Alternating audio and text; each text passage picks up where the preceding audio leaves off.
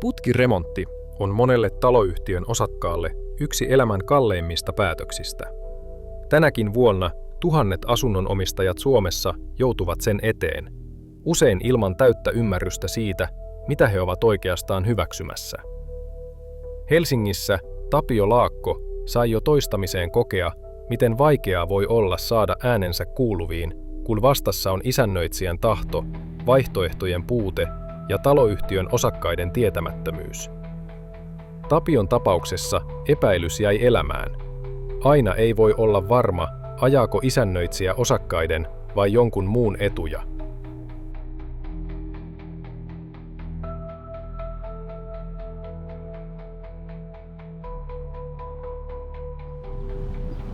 No niin, tässä takana on meidän edellinen talonyhtiömme, jossa myös siellä alettiin tekemään sitten putkiremonttia isännöitsijän hallituksen johdolla.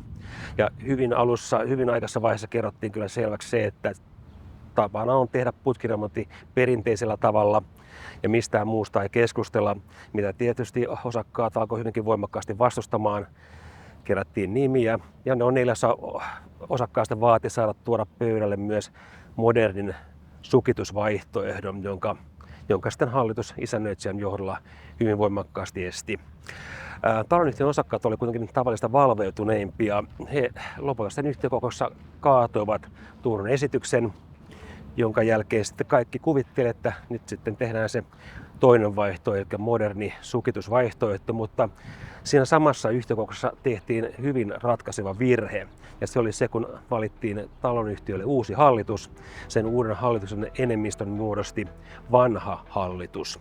Ja sama isännöitsijä ja vanhan hallituksen enemmistö, heillä ei ollut pienetäkään aikomusta antaa asiassa periksi, vaan he keksivät loistavan idean, tehdään hybridiremontti, jossa yhdistellään perinteisen putkiremontin ja modernien vaihtoehtojen parhaat puolet.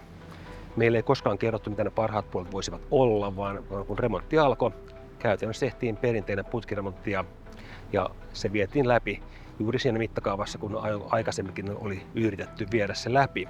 No, osakkaat sitten kyseenalaistivat tämän toiminnan ja vastauksessa tuli, että hallitus ja taloyhtiö voidaan haastaa oikeuteen, jos joku osakas niin haluaa, mutta eihän kukaan osakas haluta haastaa omaa talonyhtiön oikeuteen, vaan kaikki nielevät kiukkunsa ja jatkoivat elämää sen laskun muodossa, mikä se sitten tuli.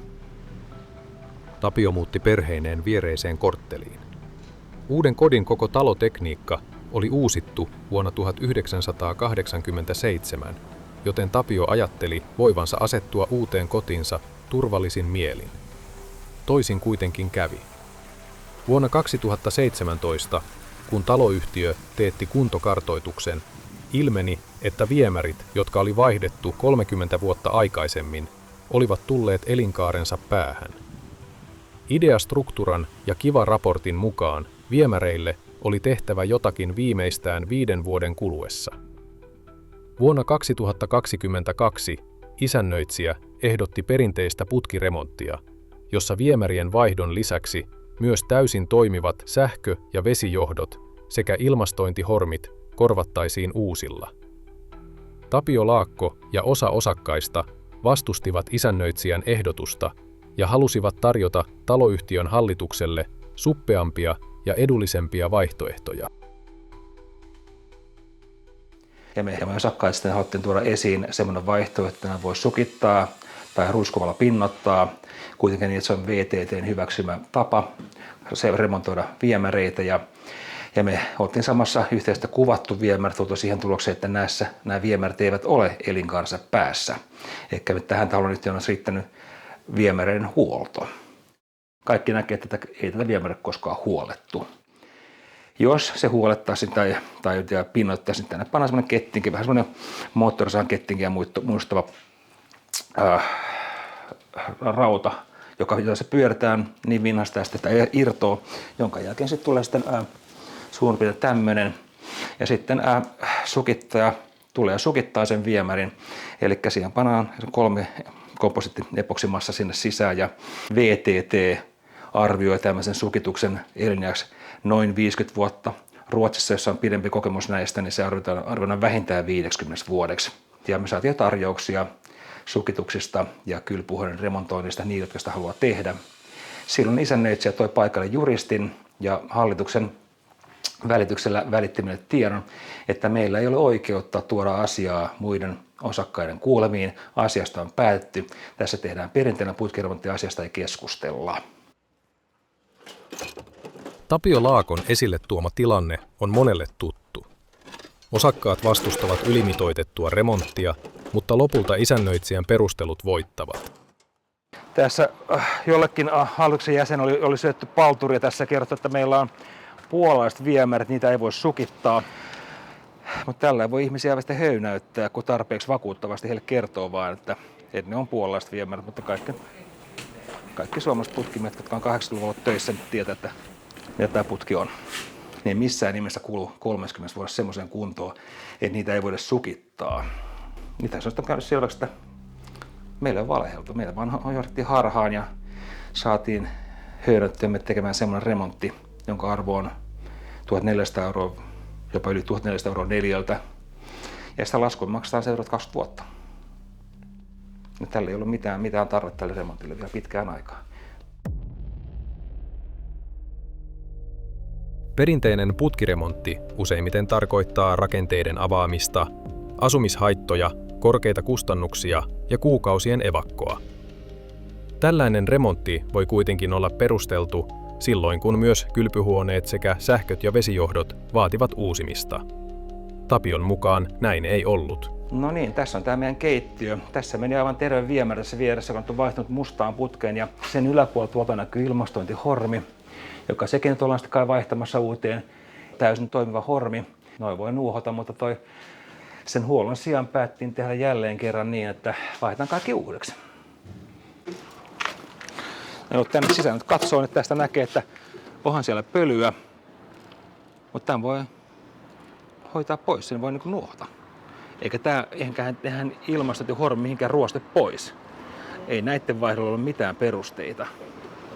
Mutta tällä saatiin taas urakkaan vähän lisää arvoa ja saatiin lisätöitä. Ärsyttävin tietysti on tuo vesijohto, että kun niissä todellakaan ole mitään vikaa alkuperäisten tutkimusten mukaan, mutta saatiinpahan vaihtaa uusiin. Ehkä vesijohdot, sähkö, jotka oli täysin virheettömiä sen Kiva-raportin mukaan. Osakkaalle vaan tuottiin vaihtoehdon se, että se on halvempaa vaihtaa ne uusiin. Kun kerran remontoidaan sitä kunnolla. Ja kaikki ymmärtää, että eihän ne sähköjohdot tai vesijohdot siellä viemäreissä mene. Ne olisi voinut sukittaa, mutta sitä vaan ei sitä tuotu pöydälle sitä vaihtoehtoa. Suomessa on korjattu putkia sukittamalla jo 50 vuotta, mutta menetelmää ei edelleenkään tunneta kaikissa taloyhtiöissä. Vierailimme Picote Oyn omassa koulutuskeskuksessa, jossa Picoten myyntipäällikkö Toni Vepsä esitteli meille sukitusmenetelmän. Joo, eli tässä nähdään sit todella vanha valurautaputki, joka on sukitettu. Ja siinä on tosiaan iso halkeama, joka on sitten sukalla saatu peitettyä. Ja se on kovettunut ihan uudeksi muoviputkeksi. Et putki saa olla todella heikkokuntoinen. Ja tossakaan ei montaa milliä enää ole putkeen jäljellä. Ja periaatteessa siinä voi olla vaikka reikäkohtakin. Tääkin voitaisiin sukittaa umpeen. Et ei siellä tarvitse olla putkeen juurikaan. Ja tässä nyt näkee sitten, kun on putkeen päässyt laastia ja betonia, niin me pystytään kaikki nääkin ottaa pois ennen sukitusta. Ja sitten laittaa kuntoon. Ei oikeastaan ole semmoista, mitä me ei voitaisiin melkein putkille tehdä. Tietysti jos putki on poikki tai sitä ei enää ole, niin silloin tietysti sitä on aika vaikea sukittaa. Muuten me pystytään se tekemään. Saako tälle putkille takuun? Joo, 15 vuotta vuottamattomuustakuu, yli 30 vuoden käyttöikä ja tehdaslupa yli 50 vuoden käytön. Eli Saksassa on tehty testejä ja verrattu niin kuin uuteen muoviputkeen, niin kestävyys on ihan sama luokka.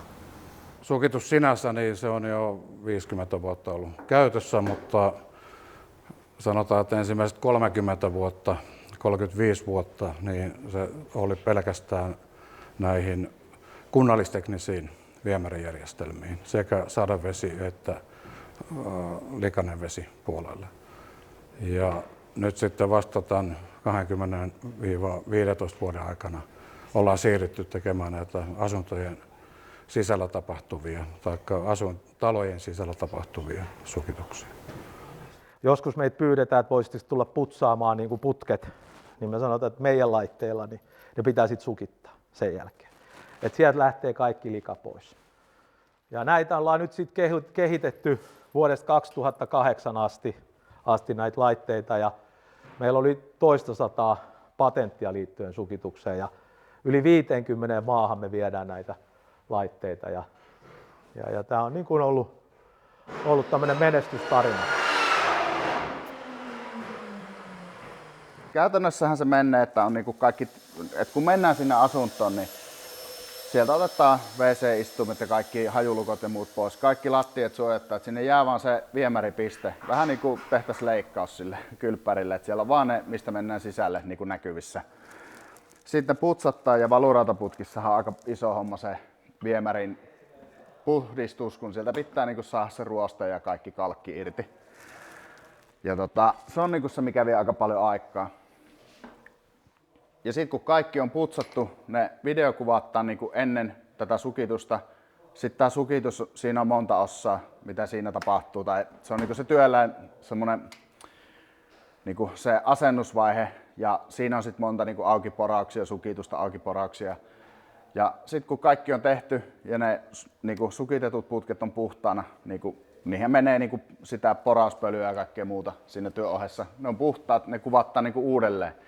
Niin nyt saadaan sitten ennen ja jälkeen se video niistä, miltä ne näytti ennen sukitusta ja sukituksen jälkeen. Mutta itse asunnossahan se ei näy hirveästi, että siellä vaan käy asentaja ja sitten se lähtee pois. Ja se on sellainen monivaiheinen homma.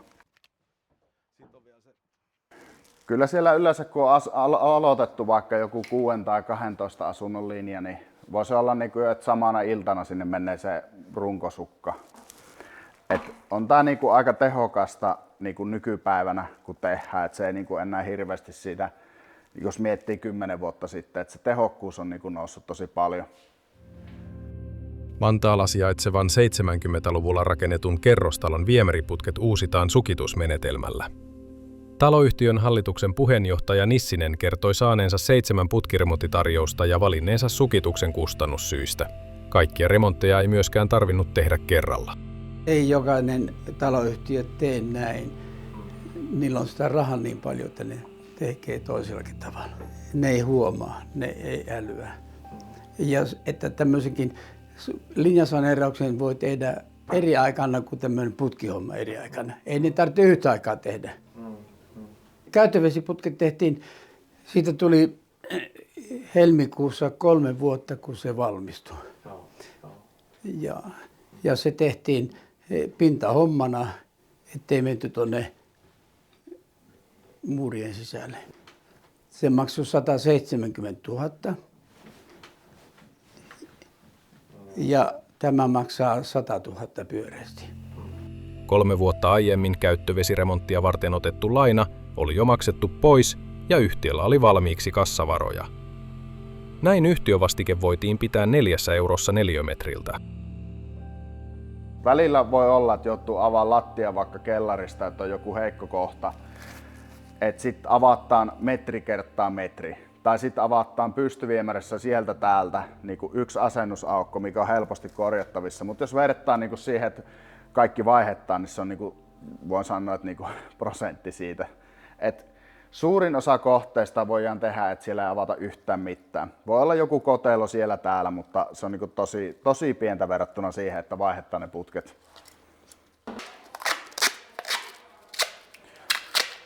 Tämähän on nyt tässä tilassa niin kuin väärinpäin ja sitten kun se puhalletaan, niin se koko matkalta menee toisinpäin.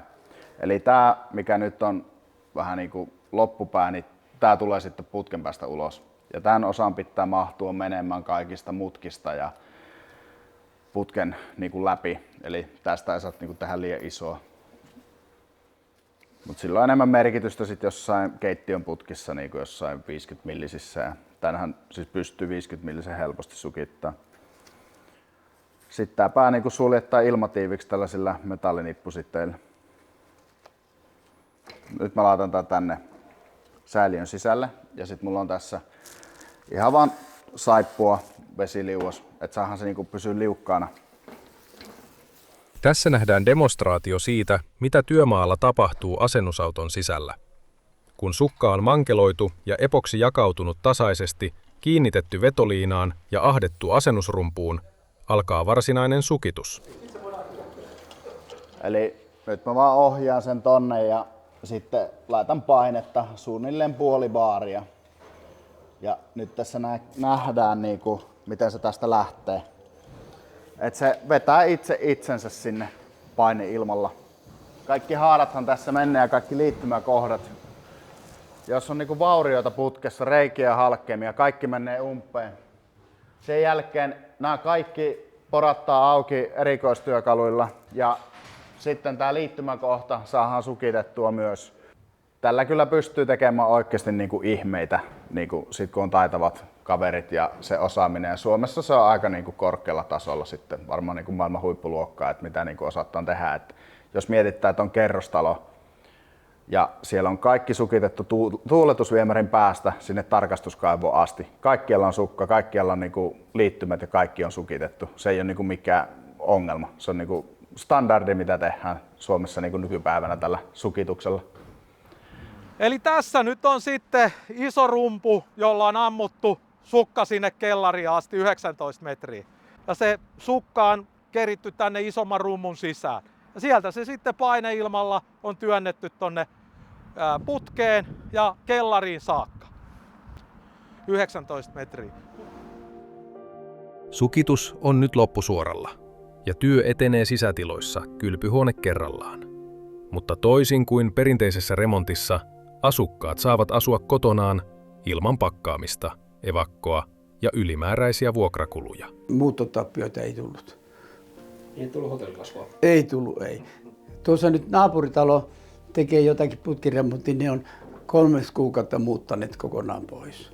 Tässä on tämmöinen perus lattiakaivon puhdistus, joka on nyt sukitettu jo. Eli siellä on sukka ammuttu tuosta lattiakaivosta. Nyt sitä sitten puhdistetaan ja sieltä otetaan ne ylimääräiset roippeet pois ja sitten lähdetään pinnottamaan lattiakaivoa ja homma lähtee taas eteenpäin.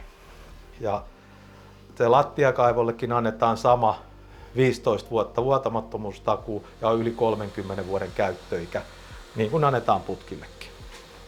Täällä voi koko ajan asua täällä asunnossa, eli vesiä ei katkaista missään vaiheessa. Vedet on koko ajan käytössä, vessanpönttö on otettu pois paikaltaan ja täällä asennetaan sitten uusi WC-pönttö. Vanha on viety pois ja tulee uudet pöntöt.